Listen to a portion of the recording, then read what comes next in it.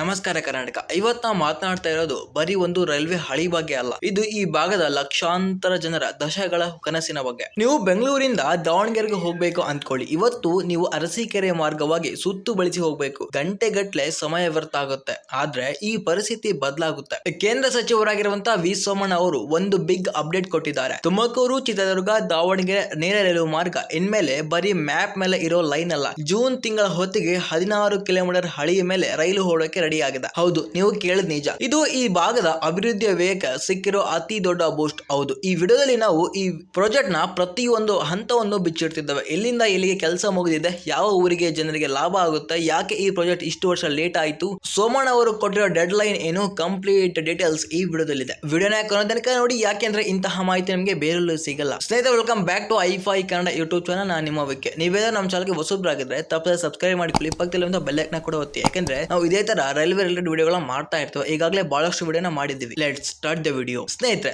ದಾವಣಗೆರೆ ಅಂದ್ರೆ ಅದು ಕರ್ನಾಟಕದ ಮ್ಯಾನ್ ಸ್ಟೇ, ಚಿತ್ರದುರ್ಗ ಅಂದ್ರೆ ಅದು ಕೋಟೆ ನಾಡು. ಈ ಎರಡು ನಗರಗಳನ್ನು ಬೆಂಗಳೂರು ಹತ್ತಿರ ಮಾಡೋದು ಈ ನೇರ ರೈಲು ಮಾರ್ಗದ ಉದ್ದೇಶ. ಇಷ್ಟು ದಿನ ನಾವು ಯಶವಂತಪುರದಿಂದ ಹೊರಟ್ರೆ ತುಮಕೂರು, ಅರಸೀಕೆರೆ, ಕಡೂರು, ಬೀರೂರು ಮಾರ್ಗವಾಗಿ ದಾವಣಗೆರೆ ಸುತ್ತಾ ಇದ್ವಿ. ಇದು ಅಂದಾಜು 265 ಕಿಲೋಮೀಟರ್ ನ ದೂರದ ಪ್ರಯಾಣ. ಆದ್ರೆ ಈ ನೇರ ರೈಲು ಮಾರ್ಗ ಪೂರ್ಣಗೊಂಡ್ರೆ ಸುಮಾರು 65 ಕಿಲೋಮೀಟರ್ ಅಂತರ ಕಡಿಮೆಯಾಗುತ್ತದೆ.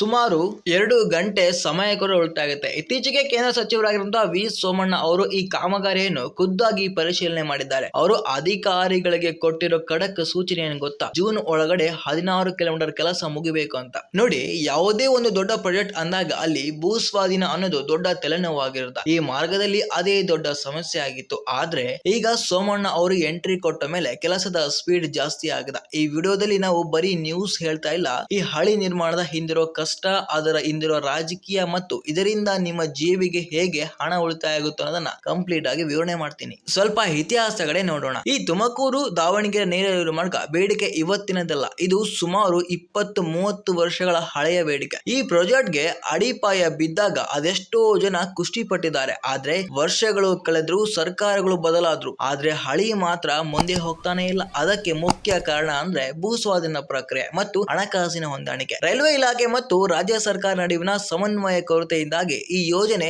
ದಶಕಗಳ ಕಾಲ ನೆನೆಗುದಿಗೆ ಬಿದ್ದಿತ್ತು. ಚಿತ್ರದುರ್ಗದ ಜನರಿಗೆ ಇದು ದೊಡ್ಡ ಅನ್ಯಾಯವಾಗಿತ್ತು. ಯಾಕಂದ್ರೆ ಹತ್ತಿರದಲ್ಲೇ ಬೆಂಗಳೂರು ಇದ್ರೂ ಸರಿಯಾದ ರೈಲು ಸಂಪರ್ಕ ಇಲ್ಲದೆ ಆ ಭಾಗದ ಕೈಗಾರಿಕೆಗಳು ಬೆಳೆಯಲು ಸಾಧ್ಯವೇ ಆಗಲಿಲ್ಲ. ಯಾಕೆ ಈ 16 ಕಿಲೋಮೀಟರ್ ಇಷ್ಟೊಂದು ಇಂಪಾರ್ಟೆಂಟ್? ಮುಂದಿನ ಭಾಗದಲ್ಲಿ ನೋಡಿ. ಸ್ನೇಹಿತರೆ, ಈಗಿನ ಲೇಟೆಸ್ಟ್ ಅಪ್ಡೇಟ್ ನ ಪ್ರಕಾರ ಭರಮಸಾಗರ ಮತ್ತು ಚಿತ್ರದುರ್ಗ ನಡುವಿನ ಕೆಲ ಭಾಗದ ಕೆಲಸ ಚುರುಕುಗೊಂಡಿದೆ. ವಿ ಸೋಮಣ್ಣ ಅವರು ಕೇಂದ್ರ ರೈಲ್ವೆ ಖಾತೆ ರಾಜ್ಯ ಸಚಿವರಾದ ಮೇಲೆ ಕರ್ನಾಟಕದ ರೈಲ್ವೆ ಯೋಜನೆಗಳಿಗೆ ಹೊಸ ಜೀವ ಬಂದಿದೆ. ಅವರು ದಾವಣಗೆರೆ ಜಿಲ್ಲೆಯ ಅಧಿಕಾರಿಗಳ ಜೊತೆ ಸಭೆ ನಡೆಸಿ ಎಲ್ಲಿ ಭೂಸ್ವಾಧೀನ ಬಾಕಿ ಇದೆಯೋ ಅಲ್ಲಿ ತಕ್ಷಣ ಪರಿಹಾರ ನೀಡಲು ಸೂಚನೆ ಮಾಡಿದ್ದಾರೆ. ಜೂನ್ ವೇಳೆಗೆ ಅಮ್ಮನಘಟ್ಟದವರೆಗಿನ 16 ಕಿಲೋಮೀಟರ್ ಮಾರ್ಗದಲ್ಲಿ ಇಂಜಿನ್ ಟ್ರಯಲ್ ರನ್ ಮಾಡಲು ಗುರಿ ಹೊಂದಿದ್ದಾರೆ. ಇದು ಸಣ್ಣ ವಿಷಯ ಅನ್ಬಹುದು, ಆದ್ರೆ ದಶಕಗಳಿಂದ ಕಾಯ್ತಿರೋ ಆ ಜನರಿಗೆ ಇದು ದೊಡ್ಡ ಭರವಸೆ. ಸ್ನೇಹಿತರೆ, ಈಗ ನಾವು ಒಂದು ಯೋಜನೆಯ ರೂಟ್ ಮ್ಯಾಪ್ ಅನ್ನು ಅರ್ಥ ಮಾಡಿಕೊಳ್ಳೋಣ. ಈ ಹೊಸ ಹಳಿ ತುಮಕೂರಿನಿಂದ ಹೊರಟು ಹಿರಿಯೂರು, ಚಿತ್ರದುರ್ಗ ಮೂಲಕ ದಾವಣಗೆರೆ ಸೇರುತ್ತೆ. ಈ ಮಾರ್ಗದಲ್ಲಿ ಬರುವಂತಹ ಪ್ರಮುಖ ನಿಲ್ದಾಣಗಳು ಯಾವ ಗೊತ್ತಾ? ಇದರಿಂದ ಯಾರಿಗೆ ಲಾಭ ಗೊತ್ತಾ? ಮೊದಲನೇದಾಗಿ ಚಿತ್ರದುರ್ಗ ಜಿಲ್ಲೆಯ ಜನರಿಗೆ ಇದು ಲಾಟರಿ ಹೊಡೆದಂತೆ. ಇಲ್ಲಿನವರಿಗೆ ಚಿತ್ರದುರ್ಗಕ್ಕೆ ಹೋಗ್ಬೇಕಂದ್ರೆ ಚಿಕ್ಕಜಾಜೂರು ರೈಲ್ವೆ ನಿಲ್ದಾಣದ ಮೇಲೆ ಅವಲಂಬಿತರಾಗಿದ್ರು. ಆದರೆ ಈ ನೇರ ರೈಲು ಮಾರ್ಗದಿಂದ ಚಿತ್ರದುರ್ಗ ನಗರದ ಹೃದಯ ಭಾಗಕ್ಕೆ ರೈಲು ಬಂದಂತಾಗುತ್ತೆ. ಇದರಿಂದ ಈ ಭಾಗದ ರೈತರು ಬೆಳೆದಿರುವಂತಹ ಈರುಳ್ಳಿ, ಶೇಂಗಾ ಮತ್ತು ಇತರ ಬೆಳೆಗಳನ್ನು ಕೂಡ ನೇರವಾಗಿ ಬೆಂಗಳೂರಿನ ಮಾರುಕಟ್ಟೆಗೆ ಕನಿಷ್ಠ ದರದಲ್ಲಿ ಸಾಗಿಸಬಹುದು. ನಂಬರ್ 2, ಚಿತ್ರದುರ್ಗದ ಕಲ್ಲಿನ ಕೋಟೆಗಳನ್ನು ನೋಡಲು ಬರುವಂತಹ ಪ್ರವಾಸಿಗರ ಸಂಖ್ಯೆ ದುಪ್ಪಟ್ಟು ಆಗುವಲ್ಲಿ ಯಾವುದೇ ಸಂದೇಶವೇ ಇಲ್ಲ. ಹಿರಿಯೂರು ಭಾಗದ ಜನರಿಗಂತೂ ಇದೊಂದು ವರದಾನ. ಹಿರಿಯೂರಿನಲ್ಲಿ ರೈಲ್ವೆ ಸ್ಟೇಷನ್ ಬರೋದು ಅಂದ್ರೆ ಅಲ್ಲಿನ ಆರ್ಥಿಕತೆ ಬದಲಾದಂತೆ. ಈ 16 ಕಿಲೋಮೀಟರ್ ಮಾರ್ಗ ಮುಗಿಯುವುದು ಅಂದ್ರೆ ಪ್ರಾಜೆಕ್ಟ್ ನ ಮೊದಲ ಹಂತ ಯಶಸ್ವಿಯಾದಂತೆ. ಇದು ಜನರಲ್ಲಿ ವಿಶ್ವಾಸ ಕೂಡ ಮೂಡಿಸಿದಂತಾಗುತ್ತೆ. ಕೆಲಸ ನಡೆದಿದೆ ಅನ್ನೋದಕ್ಕೆ ಸಾಕ್ಷಿ ಕೂಡ ಆದಂತೆ. ಸೋಮಣ್ಣ ಅವರು ಸಭೆಯಲ್ಲಿ ಒಂದು ಮಾತು ಹೇಳಿದ್ದಾರೆ, ನಮಗೆ ಡೆಡ್ ಲೈನ್ ಮುಖ್ಯ ಅಂತ. ಅವರು ಯಾವುದೇ AC ರೂಮ್ ನಲ್ಲಿ ಕುತ್ಕೊಂಡು ಆರ್ಡರ್ ಮಾಡ್ತಾ ಇಲ್ಲ, ಗ್ರೌಂಡ್ ರಿಯಾಲಿಟಿ ಚೆಕ್ ಮಾಡ್ತಿದ್ದಾರೆ. ಚಿತ್ರದುರ್ಗ ಮತ್ತು ದಾವಣಗೆರೆ ಜಿಲ್ಲಾಧಿಕಾರಿಗಳಿಗೆ ಸ್ಪಷ್ಟ ಸಂದೇಶ ರವಾನಿಸಿದ್ದಾರೆ. ಇನ್ನುಳಿದಿರುವಂತಹ ಭಾಗಗಳಲ್ಲಿ ಭೂಮಿ ನೀಡಿರುವಂತಹ ರೈತರಿಗೆ ಸೂಕ್ತ ಪರಿಹಾರ ನೀಡಿ ಮನವೊಲಿಕೆ ಕೆಲಸ ಆರಂಭಿಸಬೇಕು. ರೈಲ್ವೆ ಹಳಿ ಬಂದ್ರೆ ಬರೀ ಮಣ್ಣು ಹಾಕೋಕಷ್ಟೇ ಅಲ್ಲ, ಅಲ್ಲಿ ಬ್ರಿಡ್ಜ್ ಗಳು ಬರಬೇಕು, ಅಂಡರ್ ಪಾಸ್ ಗಳು ಬರಬೇಕು. ಈ ಮಾರ್ಗದಲ್ಲಿ ಅತಿ ಹೆಚ್ಚು ಸಣ್ಣ ಮತ್ತು ದೊಡ್ಡ ಸೇತುವೆಗಳು ಅವಶ್ಯಕತೆ ಕೂಡ ಇದೆ. ಇಂಜಿನಿಯರ್ ಕೂಡ ಈ ಹಗಲಿರುಳು ಕೆಲಸ ಮಾಡ್ತಿದ್ದಾರೆ. ಈಗ ಈ ಪ್ರಾಜೆಕ್ಟ್ ನ ಬಜೆಟ್ ಬಗ್ಗೆ ಮಾತಾಡಬೇಕು. ಸಾವಿರಾರು ಕೋಟಿ ರೂಪಾಯಿಗಳ ಈ ಯೋಜನೆ ಕೇಂದ್ರ ಸರ್ಕಾರ ಹೆಚ್ಚು ಒತ್ತು ನೀಡಿದೆ. ಈ ಹಿಂದೆ ಹಣದ ಕೊರತೆ ಇತ್ತು, ಆದ್ರೆ ಕೇಂದ್ರ ರೈಲ್ವೆ ಸಚಿವಾದ ಕರ್ನಾಟಕಕ್ಕೆ ಸಿಂಹ ಪಾಲು ಸಿಕ್ಕಂತೆ. ಅಂತೆ. ವಂದೇ ಭಾರತ್ ಎಕ್ಸ್ಪ್ರೆಸ್ ರೈಲುಗಳು ಓಡ್ತಿರೋ ಈ ಕಾಲದಲ್ಲಿ ನಮಗೆ ಹಳೆಯ ಮಾರ್ಗಗಳೇ ಗತಿ ಅನ್ನೋ ಕಾಲ ಹೋಗ್ಬೇಕು. ಈ ನೇರ ರೈಲು ಮಾರ್ಗ ಫಿನಿಶ್ ಆದ್ರೆ ಬೆಂಗಳೂರಿನಿಂದ ದಾವಣಗೆರೆ ಕೇವಲ 3 ರಿಂದ 3.5 ಗಂಟೆಯಲ್ಲಿ ತಲುಪಬಹುದು. ಈಗಿನ 5-6 ಗಂಟೆಗಳು ಪ್ರಯಾಣಕ್ಕೆ ಗುಡ್ ಬೈ ಹೇಳ್ಬೋದು. ಯೋಚನೆ ಮಾಡಿ, ಬೆಳಗ್ಗೆ ದಾವಣಗೆರೆಯಲ್ಲಿ ಬೆಣ್ಣೆ ದೋಸೆ ತಿಂದು ಕೆಲಸಕ್ಕೆ ಬೆಂಗಳೂರಿಗೆ ಬಂದು ಸಂಜೆ ಮತ್ತೆ ಮನೆಗೆ ಹೋಗುವ ಪರಿಸ್ಥಿತಿ ನಿರ್ಮಾಣವಾದ್ರೆ ಎಷ್ಟು ಚಂದ ಅಲ್ವಾ?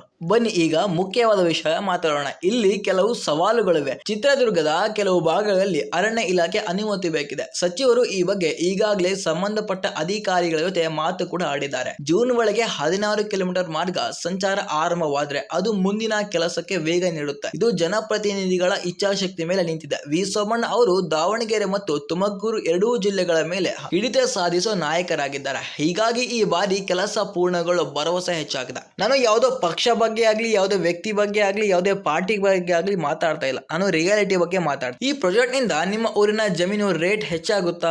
ಆರ್ಥಿಕತೆ ಬದಲಾವಣೆ ಏನಾದ್ರೂ ಆಗುತ್ತಾ? ಎಸ್, ರೈಲ್ವೆ ಲೈನ್ ಬಂದ ಕಡೆ ವ್ಯಾಪಾರ ವಹಿವಾಟು ತನ್ನಿಂದ ತಾನೇ ಹೆಚ್ಚಾಗುತ್ತಾ? ಈ ಮಾರ್ಗದಲ್ಲಿ ಬರುವಂತ ಹಳ್ಳಿಗಳ ಚಿತ್ರಣವೇ ಬದಲಾಗ್ತಾ ಇದೆ. ರೈಲ್ವೆ ಸ್ಟೇಷನ್ ಮತ್ತು ಸುತ್ತಮುತ್ತಲಿನ ಹೊಸ ಲೇಔಟ್ಗಳು ಬರಲಿವೆ. ಸಣ್ಣ ಪುಟ್ಟ ಅಂಗಡಿಗಳು ಶುರುವಾಗ್ತವೆ. ಇದರಿಂದ ಸ್ಥಳೀಯರಿಗೆ ಉದ್ಯೋಗ ಸಿಕ್ಕಂತಾಗುತ್ತೆ. ಮುಖ್ಯವಾಗಿ ಫ್ರೆಂಡ್ಸ್ ಮತ್ತು ಉದ್ಯೋಗಿಗಳಿಗೆ ಇದು ದೊಡ್ಡ ರಿಲೀಫ್. ಬೆಂಗಳೂರಿನಲ್ಲಿ ಕೆಲಸ ಮಾಡುವ ಎಷ್ಟೋ ಜನ ವೀಕೆಂಡ್ಗೆ ತಮ್ಮ ಊರಿಗೆ ಬರ್ಬೋದು. ಇನ್ನು ಬಹಳ ಜನ ಬಸ್ ಚಾರ್ಜ್ ಜಾಸ್ತಿ ಅಂತ ಯೋಚನೆ ಮಾಡ್ತಾರೆ. ರೈಲು ಬಂದ್ಮೇಲೆ ಕಡಿಮೆ ಖರ್ಚಿನಲ್ಲಿ ಆರಾಮವಾಗಿ ಹೋಗಿ ಬರ್ಬೋದಲ್ವಾ? ಸಚಿವರು ಅಧಿಕಾರಿಗಳಿಗೆ ಕೊಟ್ಟಿರೋ ಇನ್ನೊಂದು ಟಾರ್ಗೆಟ್ ಅಂದ್ರೆ ಕ್ವಾಲಿಟಿ. ಕೆಲಸ ಬೇಗ ಮುಗಿಸ್ಬೇಕು ಅನ್ನೋ ಕಾರಣಕ್ಕೆ ಗುಣಮಟ್ಟದಲ್ಲಿ ರಾಜಿ ಮಾಡಿಕೊಳ್ಬಾರ್ದು ಅಂತ ಹೇಳಿದ್ದಾರೆ. ಹಳಿಗಳ ಜೋಡಣೆ, ಸಿಗ್ನಲಿಂಗ್ ಸಿಸ್ಟಮ್ ಎಲ್ಲವೂ ಆಧುನಿಕವಾಗಿರಬೇಕು ಅನ್ನೋದು ಅವರ ಉದ್ದೇಶ. ಈಗಿನ ತಂತ್ರಜ್ಞಾನ ಬಳಸಿ ರೈಲ್ವೆ ಬ್ರಿಡ್ಜ್ಗಳು ಪ್ರಿಕಾಸ್ಟ್ ಮೆಥಡ್ ನಲ್ಲಿ ಮಾಡಲಾಗುತ್ತೆ. ಅಂದ್ರೆ ಬೇರೆ ಕಡೆ ರೆಡಿ ಮಾಡಿ ತಂದು ಇಲ್ಲಿ ಫಿಕ್ಸ್ ಮಾಡೋದು. ಇದರಿಂದ ಸಮಯ ಕೂಡ ಉಳಿತಾಯ ಆಗುತ್ತೆ. ಈಗ ಒಂದು ರಿಯಾಲಿಟಿ ಚೆಕ್ ಮಾಡೋಣ. ಅನೇಕರಿಗೆ ಒಂದು ಡೌಟ್ ಇದೆ, ಎಷ್ಟೋ ವರ್ಷಗಳಿಂದ ಕೇಳ್ತಾ ಇದ್ದೇವೆ, ಇದು ನಿಜವಾಗುತ್ತಾ ಅಂತ. ನೋಡಿ, ಈಗಿನ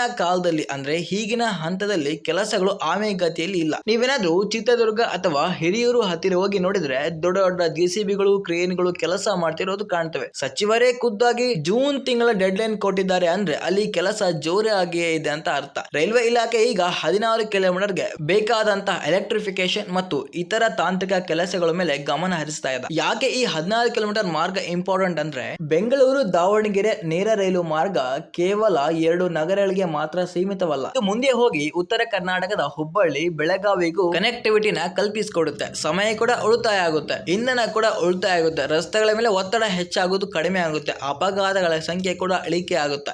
ದಾವಣಗೆರೆ ಜನರೇ, ಚಿತ್ರದುರ್ಗದ ಜನರೇ, ನಿಮ್ಮ ಭಾಗಕ್ಕೆ ಅಭಿವೃದ್ಧಿಯ ಹಳಿ ಹತ್ತಿರ ಬರ್ತಾ ಇದೆ. ವಿ ಸೋಮಣ್ಣ ಅವರು ಮಾಡಿರೋ ಈ ಅನೌನ್ಸ್ಮೆಂಟ್ ದೊಡ್ಡ ಭರವಸೆ ಅನ್ಕೊಳ್ಳಿ. ಜೂನ್ ತಿಂಗಳಲ್ಲಿ ಈ 16 ಕಿಲೋಮೀಟರ್ ರೈಲು ಓಡೋ ಸದ್ದು ಕೇಳೋಕೆ ನಾವೆಲ್ಲ ರೆಡಿ ಇದ್ದೇವೆ. ಈ ಯೋಜನೆ ಬಗ್ಗೆ ನಿಮ್ಮ ಅಭಿಪ್ರಾಯವೇನು? ನಿಮ್ಮ ಊರಿಗೆ ರೈಲು ಬೇಕಾ? ಕಮೆಂಟ್ ಮಾಡಿ ತಿಳಿಸಿ. ನಮ್ಮ ಎಫರ್ಟ್ಗೂ ಬೆಲೆ ಕೊಟ್ಟು ಸ್ವಲ್ಪ ಪ್ರೋತ್ಸಾಹ ಮಾಡಿ ಬೆಂಬಲಿಸಿ. ಈ ವಿಡಿಯೋ ನಿಮಗೆ ಇಷ್ಟ ಆಗಿದ್ರೆ ಲೈಕ್ ಮಾಡಿ, ನಿಮ್ಮ ಫ್ರೆಂಡ್ಸ್ ಅಂಡ್ ಫ್ಯಾಮಿಲಿಗೆ ಶೇರ್ ಮಾಡಿ. ಮುಖ್ಯವಾಗಿ ದಾವಣಗೆರೆ ಮತ್ತು ಚಿತ್ರದುರ್ಗದವರಿಗೆ ಈ ವಿಷಯನ ತಲುಪಿಸಿ. ಇಂತಹ ಇಂಟ್ರೆಸ್ಟಿಂಗ್ ಮತ್ತು ಇನ್ಫಾರ್ಮೇಟಿವ್ ವಿಡಿಯೋಗಾಗಿ ನಮ್ಮ ಐಫೈ ಕನ್ನಡ ಚಾನೆಲ್ ನ ಸಬ್ಸ್ಕ್ರೈಬ್ ಆಗೋದನ್ನ ಮರಿಬೇಡಿ. ಮತ್ತೆ ಸಿಗೋಣ ಮುಂದೊಂದು ವಿಡಿಯೋದಲ್ಲಿ. ಧನ್ಯವಾದ.